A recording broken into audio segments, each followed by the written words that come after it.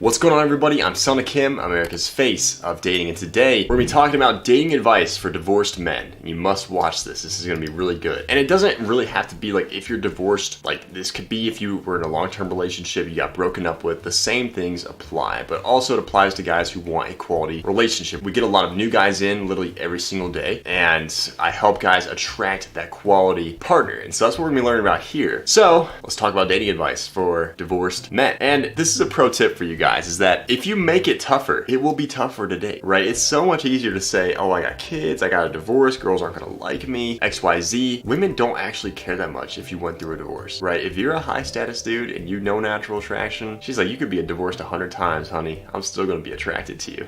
But if you make it a big deal, then she will also make it a big deal and probably go cold on you. But this is how to get back into the dating game after a divorce or a long-term relationship or a breakup, breakup from a long-term relationship also. Let's jump right into it. But number one is that you want to get your finances correct, right? You're going through a divorce, there's lawyer fees, probably, most likely. You need to put your health and your purpose first, right? Don't even worry about dating. If you guys are here and you're fucking poor and you're broke and like your health isn't in order, go get that in order first. And then like we'll come back and we'll revisit this. The moment that you put girls first before these things, you will lose, right? It's because like, oh, like you're gonna date and you're gonna start dating and you're like, oh, well, I need to put time into my health and then my finances and my career. And then she's just gonna leave you because she's like, well, you said all these sweet nothings to me and now you're kind of just ignoring me. She's gonna go cold on you and leave you, leaving you back to here. You have to understand also masculine energy versus feminine energy. We're gonna talk about this in a second, about not being too nice. But women will test you throughout the entire relationship. Chances are some of you, after watching my content, you're like, fuck, my wife was fucking testing me. I didn't even realize it. To see if you give up your purpose for her. A lot of girls will see if they can just,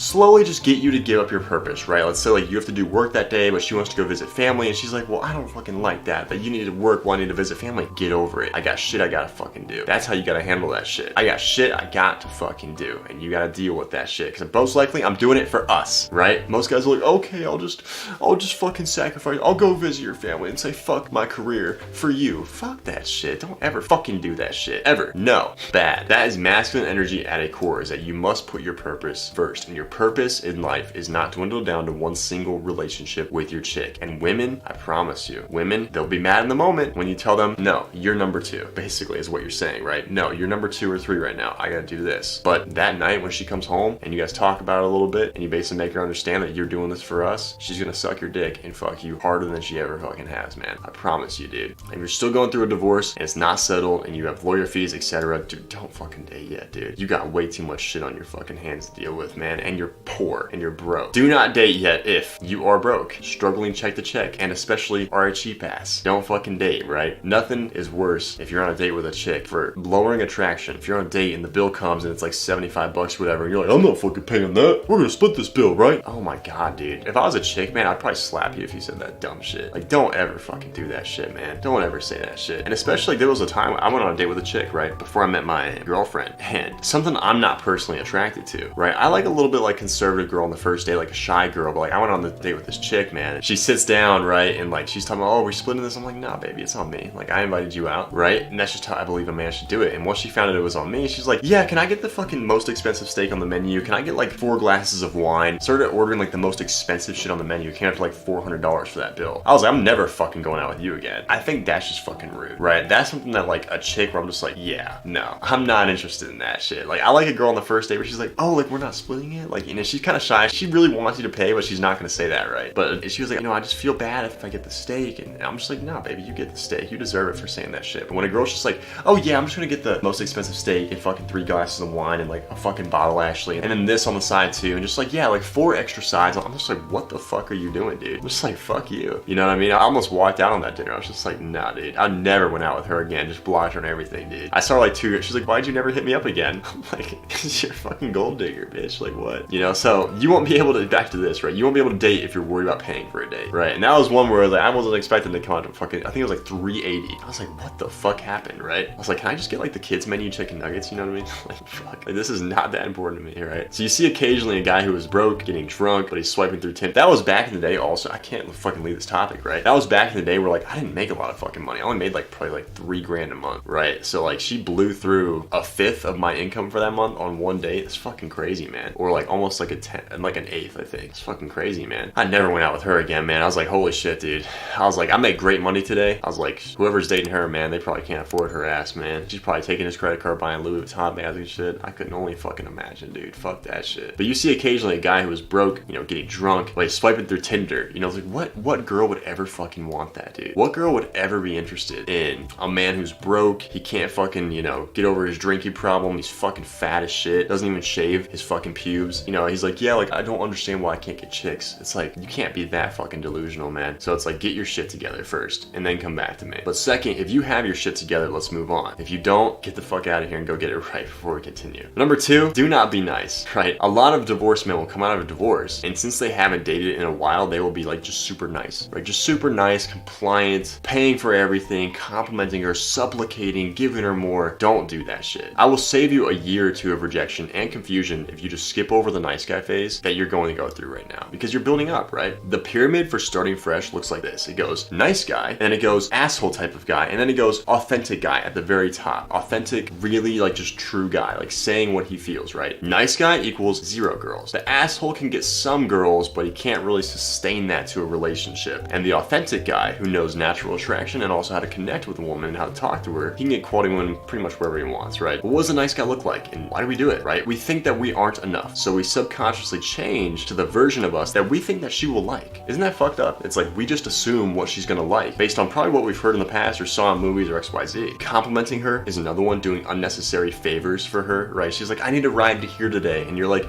okay, I'll do it for you because I think that if I do this, then you'll like me more, and then eventually, like, we'll date, right? The nice guy, like, the story of the nice guy is that he does all this shit assuming that she's gonna fucking date him, and then one day he's just like, yeah, well, like, I actually like you, and she's like, oh, we're just friends, I thought. And then he gets fucking shitty because he realizes he just blew all this money, all this gas, used all his resources just to get fucking friend zoned, right? And sometimes you're driving her to a place where she's doing another guy. It's fucked up, man. Changing your answers to match hers, expressing your feelings. This is not authentic behavior. It's actually manipulative because you're making her think that you're someone you're not to make her like you. And as soon as you get the chick, nice guys are just like, okay, well, I got the chick, so, you know, I'm good. And they completely just flip into just like a rude guy. Like, girls can see that from a mile away, man. They can smell that from a mile away. It's very fake, and women aren't attracted to this, and that's why nice guys finish last, as they say. And so, if you're coming from a divorce, do not be nice. Just skip over that phase, say it how it is, tell the truth. If you think she's sexy, you're just like, baby, I had to come up and talk to you because I think you're just so fucking stunning. Sometimes it won't work well, right? Sometimes it'll go fucking amazing. Sometimes she'll be like, I have a boyfriend, right? But if you are just authentic, long term, you will get way better fucking results than just being nice. Don't fall for that trap. What does being authentic look like, and why is it so effective, right? You simply do what you want and say what's on your mind. Do not sugarcoat. Do not use pickup lines. Pickup lines are the opposite of authentic because you're saying this just to impress the girl and make her laugh, aka you're putting her on a pedestal. And if you talk to her as a celebrity, then she will always treat you as a fan. Remember, you must always just be authentic and real, and that's what women are attracted to. We don't know what's real and fake today, right? There's so many red pill guys online that hate women, right? They're all whores is what they say.